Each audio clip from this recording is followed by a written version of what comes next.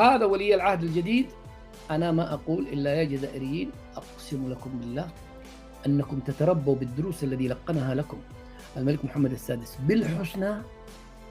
بالحسنى قبل أن يربيكم هذا بطريقة أخرى.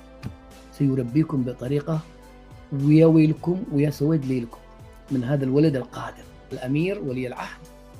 ماذا أقول يا أخوان؟ أنا لم أسمع صوته إلى الآن. شوفوا هذا الأمير لم أسمع صوته إلى الآن ولم أشاهد له أي مقطع، فقط من الكاريزما دياله والنظرات،